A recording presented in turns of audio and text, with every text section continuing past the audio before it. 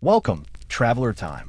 You've entered a realm where kings rise, empires fall, and every crown carries a curse. Today, we journey through the life of one of history's most fascinating monarchs, where love, power, and destiny intertwine. The corridors of Hampton Court shimmer beneath candlelight. A young queen glides past the tapestries, her laughter echoing like a melody too fragile for the world she inhabits. Catherine Howard, barely more than a girl, is England's fifth queen under the merciless reign of Henry VIII, a man whose heart had been broken, stitched, and shattered again by the relentless tide of ambition and betrayal. But this time, the story would not end in quiet dismissal or exile. It would end in blood. The tale of Catherine Howard betrayal begins not with malice, but with innocence. The kind of innocence that is too delicate to survive within the walls of a Tudor court poisoned by suspicion and lust for power. To the world, she appeared radiant. The king's rose reborn, laughter in a kingdom weary from executions and intrigue. Yet, behind the jeweled smiles and the golden gowns, shadows gathered. Whispers of past lovers, of secrets buried beneath silken sheets, of hearts that had not forgotten their reckless youth. When Henry first laid eyes upon Catherine, he was no longer the fiery prince of his youth. His leg was swollen with infection. His temper burned hotter than ever. He sought not a queen, but a cure, something to make him feel alive again. Catherine's beauty was like sunlight breaking through storm clouds. Her youth promised redemption. Her affection seemed genuine, and in her eyes, the aging king glimpsed the man he once was. But what began as a royal romance soon turned into a dangerous illusion. The courtiers, ever watchful, saw not love, but opportunity. To serve the queen was to draw close to power. To please her was to rise. Yet to be too close was to court destruction. The Howard family, ambitious, calculating, and already scarred by the downfall of Boleyn, Catherine's cousin, saw her as a vessel of restoration. Through her, they could once again bind their blood to the throne. Catherine's uncle, the formidable Duke of Norfolk, pushed her forward into the king's gaze, whispering promises of favor and glory. The girl, barely 17, understood little of politics, but everything of charm. She had been raised in the household of the Dowager Duchess of Norfolk, where discipline was scarce and temptation was plentiful. There, among the flicker of candles and stolen glances, she had tasted affection before she knew the cost of it. Those early flirtations, innocent to her, damning to others, would one day become the very blade that cut her life short. When the king's proposal came, Catherine wept, not from joy, but from fear. To be queen was to stand beside the sun, radiant, adored, but forever in danger of burning. She was crowned amid cheers, but even then, the whispers began to stir. Some said she was too playful, too warm, too easily charmed. Yet Henry, blinded by love and pride, dismissed all caution. He called her his rose without a thorn. It was a phrase that would haunt him until the day she died. At banquets, Catherine danced while musicians played songs of youth and beauty. The king, unable to join her for long, would watch from his throne, a shadow of contentment upon his face. He showered her with jewels, gowns, and affection, desperate to preserve the fleeting illusion of joy. But in a court where loyalty was currency and silence was survival, no secret could remain buried for long. Among her attendants was a man named Francis Derham, a name that would soon echo through every dark corner of the palace. He was not a stranger to Catherine.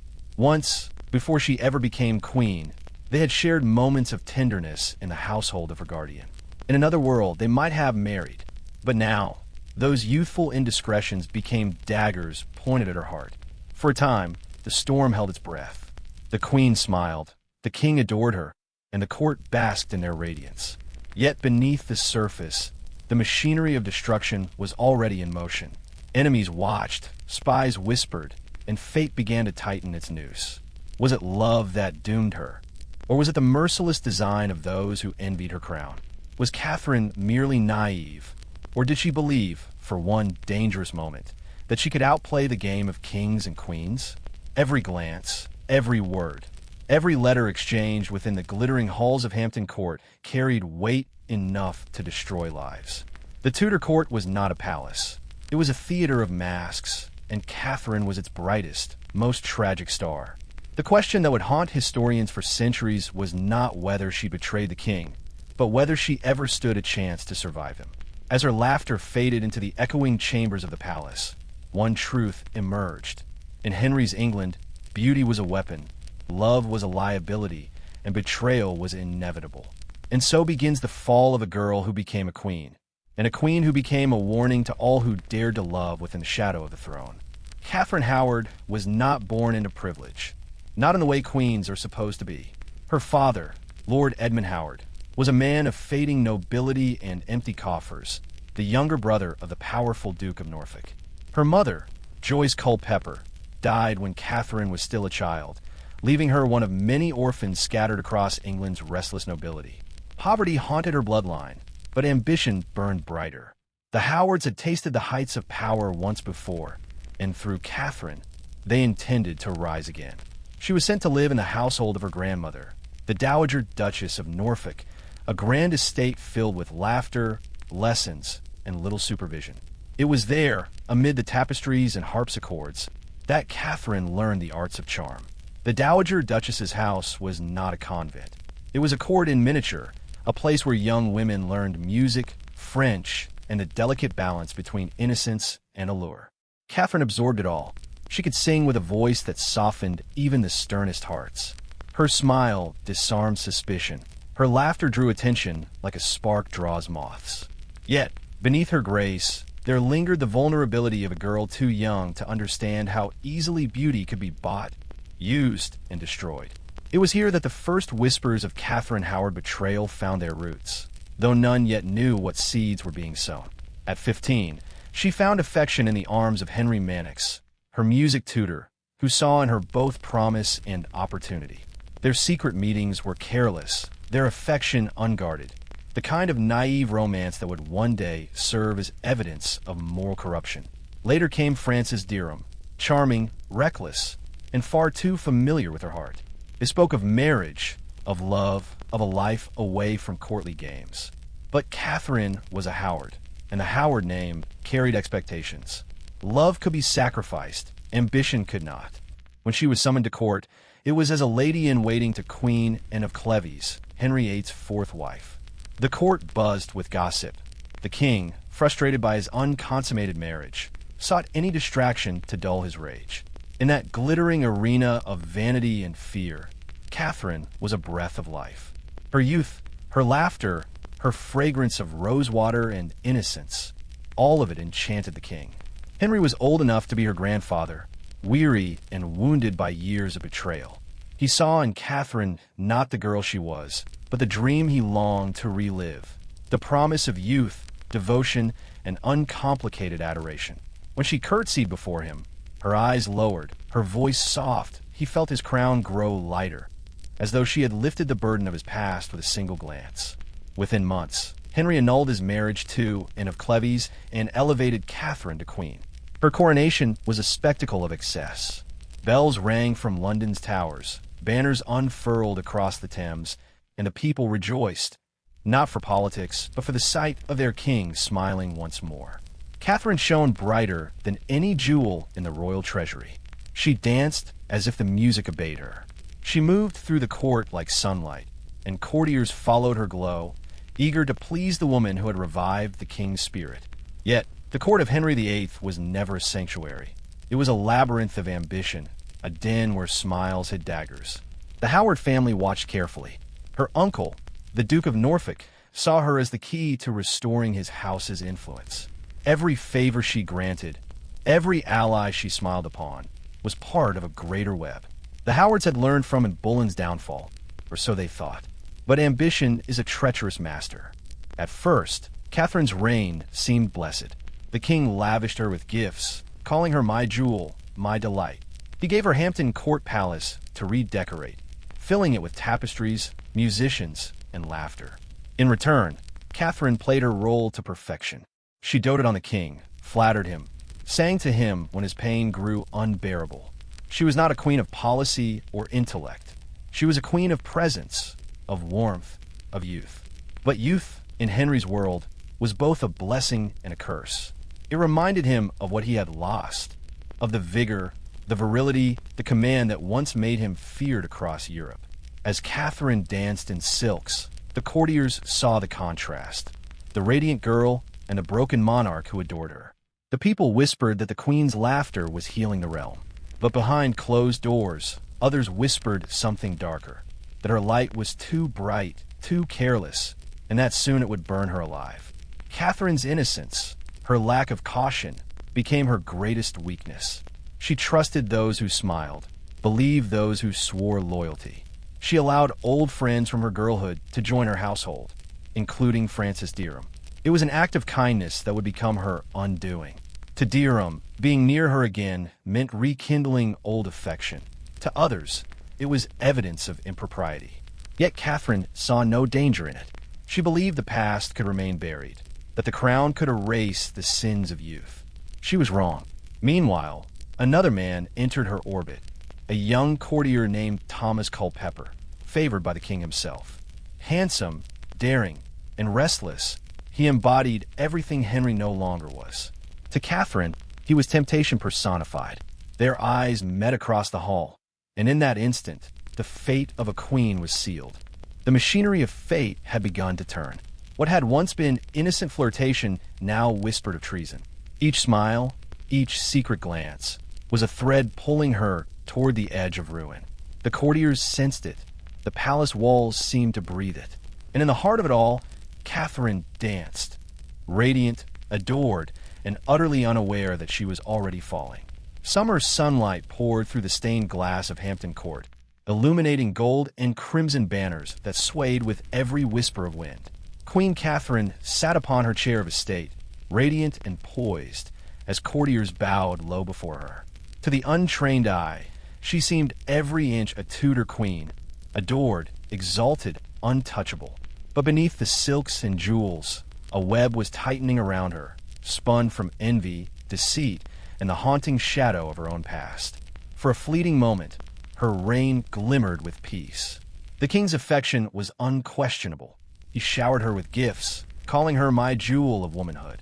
He could scarcely bear to be apart from her. When he rode through London, he ordered the people to cheer for the sweetest, kindest, and most virtuous queen that ever England had. The nation rejoiced, not for politics, but for the illusion of happiness that Catherine's laughter brought to their weary monarch. Yet the court was never still. Beneath the music and merriment, ambition and fear prowled like wolves in shadow. Every smile had a calculation. Every ally could become a spy. The same men who toasted her beauty by day whispered her ruin by night. Among her ladies, jealousy bloomed. Among her family, pressure mounted. The Howards expected her to wield her influence, to secure positions, rewards, and titles. They whispered of policy, of opportunity, of favor. But Catherine was no strategist. She was a girl trying to please everyone in a world that rewarded deception. She believed affection could soothe every wound. Loyalty could be bought with kindness. And so, when Francis Dereham reappeared, demanding a place in her household, she agreed, partly from guilt, partly from fear of what he might reveal. She named him her secretary, unaware that by doing so, she had placed a serpent beside her throne. Dereham, emboldened by his past intimacy, grew careless. His words were too familiar, his gestures too free. The courtiers noticed. The whispers began again. But there was another shadow in Catherine's story, one more dangerous, more intoxicating. Thomas Culpeper. Culpeper was a gentleman of the king's chamber, favored for his charm and skill. He had a boldness that made even noblemen uneasy. When Catherine first met him, it was said her eyes lingered too long. He was everything Henry was not, young, lithe, alive. And as the king's health worsened, as his ulcers festered and his temper grew more volatile, Catherine's loneliness deepened into something desperate. It was her lady-in-waiting, Jane Boleyn, the widowed Lady Rochford, who became the architect of what would later be called Catherine Howard Betrayal. Having survived the fall of her own husband, George Boleyn, and sister-in-law, Queen, and Jane knew the dangerous game of secrets.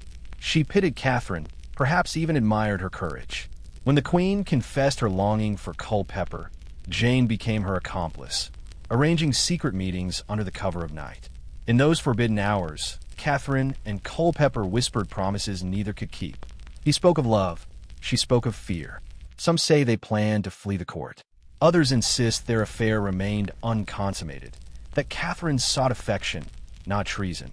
But in Tudor England, intent mattered less than rumor. The mere idea of betrayal was enough to destroy. The king, oblivious at first, basked in the illusion of devotion. He took Catherine on royal progress through the north, parading her like a trophy before his subjects. Everywhere she went, the people adored her. She was the embodiment of grace, a living symbol of England's renewal. Yet, even as she smiled from the carriage, her heart trembled. For among the crowd stood faces that remembered, old servants from her grandmother's household, people who knew the truth of her past. One of them was a man named John Lascelles, a Protestant reformer whose sister had served with Catherine years before. She knew of Catherine's youthful affairs, and when her conscience stirred, she told her brother everything. Lascelles hesitated at first. To speak ill of a queen was to risk death, but he believed truth was loyalty, and so he went to Archbishop Thomas Cranmer. Cranmer, cautious but curious, wrote the king a letter, sealed and trembling in his hand. On All Saints' Day, as Henry attended Mass, the archbishop slipped the document into his pew. In it lay the seed of ruin. Accusations that the queen had been impure before marriage, that she had deceived his majesty, that her former lovers still haunted her chambers. Henry's reaction was silence, then disbelief, then fury. For 2 days, he refused to accept it. He called the accusations lies, a plot by his enemies. But when he summoned Derham and questioned him, the man's fear betrayed him. He stammered, contradicted himself, and at last confessed that he had once called Catherine his wife, that they had been intimate before she became queen. The king's heart turned to ice. He retreated to Windsor, ordering that the queen be confined to her apartments. Music ceased. The laughter that had once filled the palace vanished into dreadful stillness. The courtiers walked on tiptoe, their eyes downcast. None dared to speak her name. Catherine, unaware of the full extent of her peril, wrote desperate letters to the king, pleading, swearing her love, begging to see him. But Henry, humiliated and broken, refused. "I will speak with her no more," he declared, "for I have been deceived as never man was deceived before." When word reached her that Thomas Culpeper had been arrested, Catherine fainted. When she awoke, she screamed, not for mercy, but for him. She knew the truth now. The game was lost. The investigation spread like wildfire. Servants were questioned under torture. Jane Bullen was seized. Francis Derham, under the rack, confessed his intimacy with the queen and accused Culpeper of treasonous relations. Culpeper, after long resistance, broke as well. Their words sealed her fate. The evidence was enough. Her meetings, her letters, her past, all woven together into a tapestry of betrayal that no plea could unravel. The council called it treason. The king called it sin. And so, the crown that once glittered on her brow became a chain around her neck. Winter came early to London in 1541, cold enough to turn the Thames to mist and the hearts of men to stone. In the frozen silence of Hampton Court, Queen Catherine Howard awaited her fate. The palace that had once echoed with music and laughter now felt like a tomb. The same corridors that had carried her footsteps in joy now carried whispers of her doom. Guards stood outside her chambers, their armor gleaming like judgment itself. Catherine was barely 19. Her crown, still warm upon her head, had become a symbol of sin. The court that once adored her now pretended not to know her name. The king had retreated to Whitehall, his rage too vast to contain. He refused food, refused counsel, pacing the corridors like a wounded lion. The betrayal, Catherine Howard betrayal, was not merely personal, it was cosmic. To Henry, she had mocked the divine order, made him a fool before God and kingdom. Yet even in fury, he could not forget the girl's laughter, the way she once called him my sweet husband. His heart warred with his pride, a battle no king could win. For a brief moment, he considered mercy. But mercy was a luxury Henry VIII had long since forgotten. Catherine was moved from Hampton Court to Sion Abbey, an austere house of confinement where she was kept under close watch. Her jewels were taken, her attendants dismissed. Each day, she prayed and wept, her mind a storm of guilt and disbelief. She asked again and again to see the king, to explain, to plead, but her letters went unanswered. Outside her walls, the machinery of death moved swiftly. Francis Dereham and Thomas Culpeper were tried for treason. The evidence, real or imagined, was damning enough. Dereham confessed to his past with the Queen. Culpeper, under torture, admitted to secret meetings and intention to do ill. It was enough. Both were condemned. On December 10th, 1541, the two men were led to Tyburn. The crowd gathered early, their breath visible in the cold air. Dereham was executed first, his death long and brutal. Culpeper, by royal mercy, was beheaded. Their bodies, mutilated and displayed on London Bridge, sent a message no subject could mistake. The Queen had betrayed her king, and England would never forget.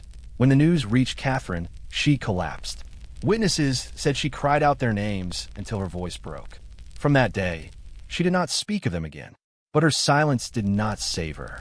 By February 1542, Parliament declared her guilty of high treason. The sentence was death, without trial. Even then, Henry hesitated. Some said he wept, others claimed he raged. Perhaps both were true, but in the end, the decision was made. A queen who had betrayed the sanctity of the crown could not live. In Whitehall, the king received the news without a word. Some said he stared at the fire for hours, motionless. Others swore they saw tears. But when he rose, his face was as hard as stone. He ordered her name erased from the court records, her portraits removed. The laughter that had once filled his life was gone forever. And yet, even as the court resumed its pageantry, a chill remained, a sense that something sacred had been broken. The tale of Catherine Howard betrayal was no longer just scandal, it was prophecy. Every man and woman at court knew that in Henry's England, love was death's disguise. Catherine's story did not end with her execution. It echoed in the corridors of the Tower, in the songs of London's taverns, in the fearful glances of future queens who dared to love their king. For in her tragedy, England saw a reflection of its own corruption, a world where desire was power, and innocence was punished most of all. The axe fell, and with it, a silence settled over England that would last generations. Catherine Howard, once the laughing rose of the Tudor court, was gone. Yet even in death, her story refused to fade. Like a melody cut short mid-note, her name lingered in the air, half remembered, half feared. In the corridors of power, men whispered her name not as that of a queen, but as a warning, a ghostly reminder of what beauty and innocence could cost in a world ruled by suspicion and pride. Henry VIII, for all his might, could never escape her shadow.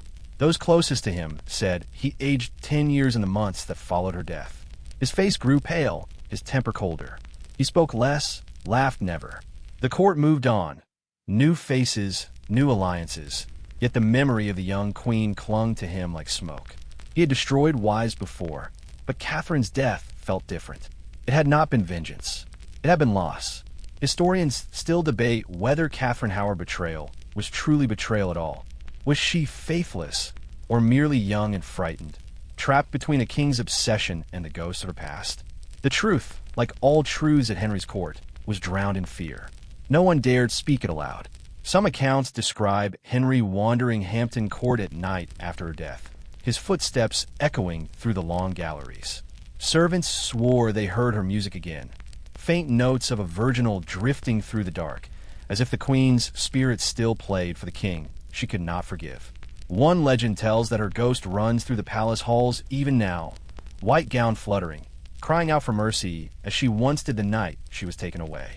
Whether born of guilt or folklore, the story endures, because some truths demand to haunt the living. Catherine's life was brief, perhaps the briefest of all Henry's queens, but her story revealed something the king himself could never admit, that beneath the iron weight of monarchy, even kings are prisoners of their own fears. Henry sought purity, loyalty, and love, but every time he reached for them, he destroyed what he most desired. Catherine, in her youth and folly, became the mirror of that destruction.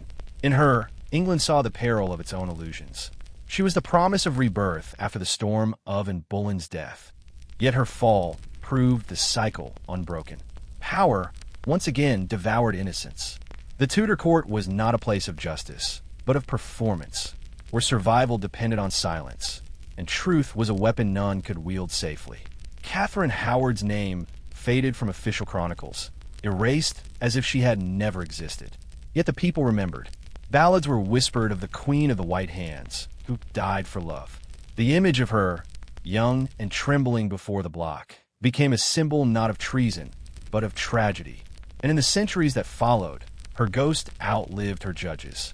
Even now, historians search her story for meaning. Some call her foolish, a child unfit for a crown.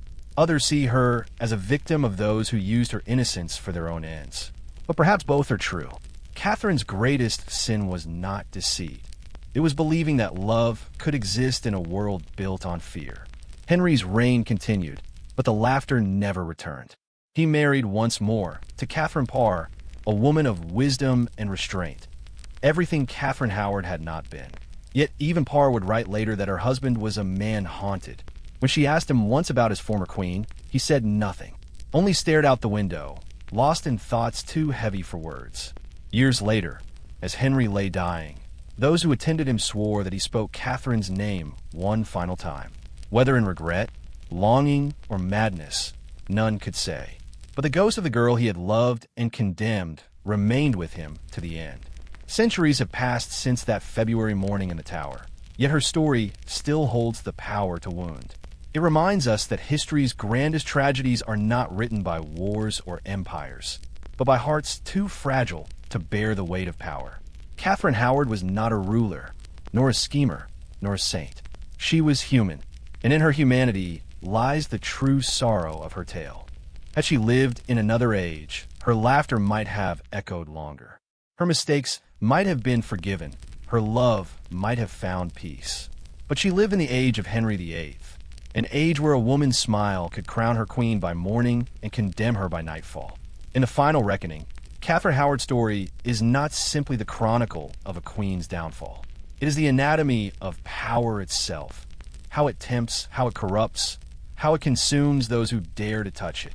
Her betrayal was not only of a king, but of her own hope, the belief that she could love freely within a kingdom ruled by fear.